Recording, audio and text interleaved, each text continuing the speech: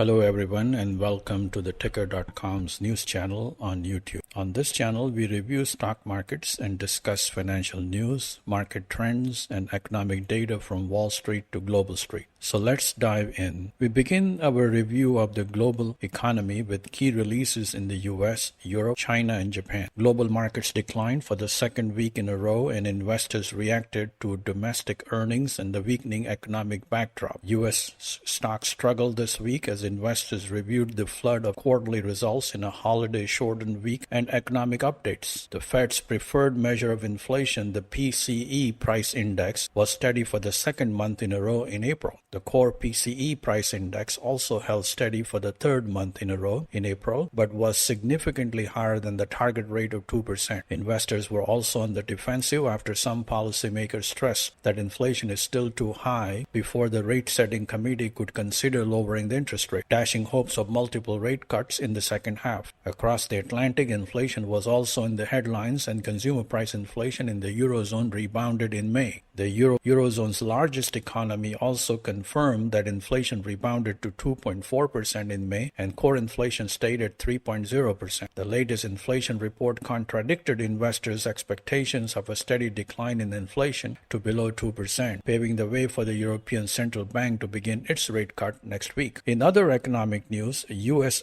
economic growth in the first quarter was revised lower to 1.3% from the initial estimate of 1.6% annual pace. The jobless rate in the Eurozone dropped to a record low in April, and retail sales in Germany and Spain struggled but rose at a healthy pace in Switzerland. The UK house prices rebounded in May, indicating resilient demand despite affordability pressures. Japan's jobless rate held steady in April. Retail sales rose less than expected, and industrial output fell for the sixth month in a row, highlighting ongoing domestic demand weakness. Inflation in Tokyo accelerated in May, suggesting a similar pickup in inflation is likely for the rest of Japan. The capital city's inflation data generally signals national trend. Let us review key events in global bond, currency, and commodity markets last week. The yield on the 10-year U.S. Treasury hovered above 4.5%, following hawkish comments from some Fed officials and tepid demand for 2, 5, and 7-year Treasury auctions. Crude oil prices hovered around $77 a barrel ahead of the OPEC meeting this Sunday, when the oil cartel is likely to extend supply cuts to 2025. Natural gas prices stayed above €34 per megawatt hour on the expectation of limited supply and robust cooling demand this summer season. The euro edged higher to about $1.08 after Eurozone inflation rebounded,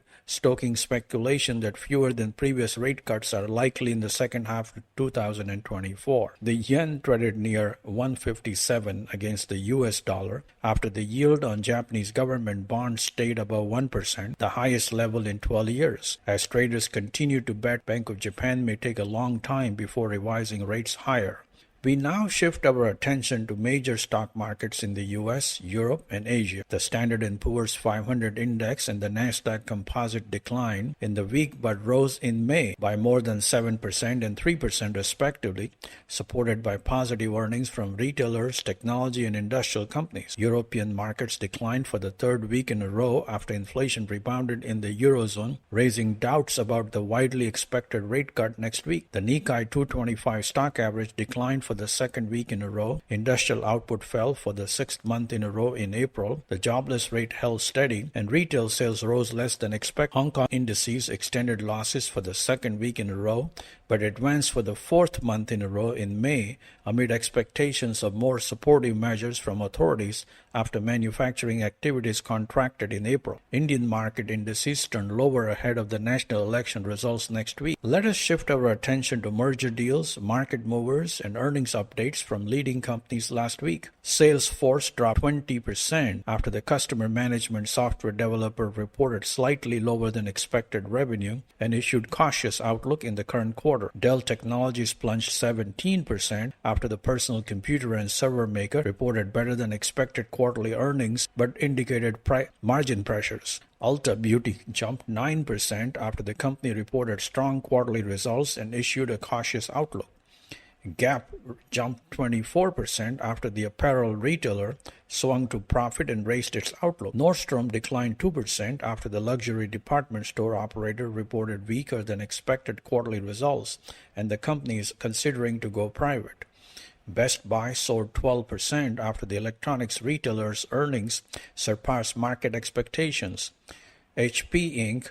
advanced 11% after the fiscal second quarter results were ahead of market expectations.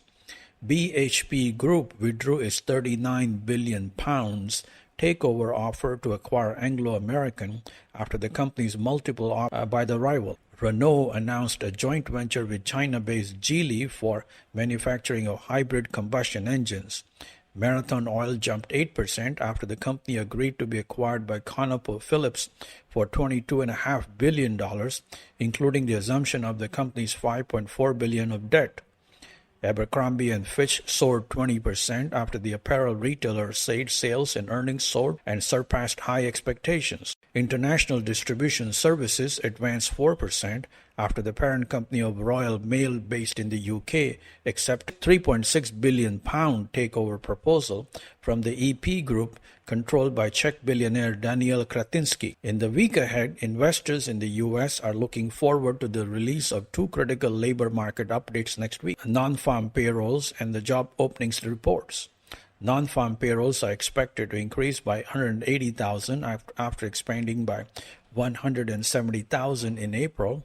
The jobless rate is expected to remain steady at 3.9%, but wage gains are likely to increase at a faster pace of 0.3%. In the euro area, the central bank is widely expected to deliver its first rate cut since 2016, but investors will be looking for clues of additional rate cuts later in the year. Moreover, investors are looking forward to the release of final update on the first quarter GDP growth, retail sales, producer price inflation, and employment estimates. Germany and France are also set to release their international trade updates. In China, investors are looking forward to the release of a private survey of manufacturing industry after the official survey showed an unexpected contraction. Moreover, China's international trade data this week will be closely watched for demand and steady demand in Europe and the United States. The Reserve Bank of India is widely expected to hold its policy rate steady this. You can review daily U.S. and global financial market news, stock movers, earnings releases,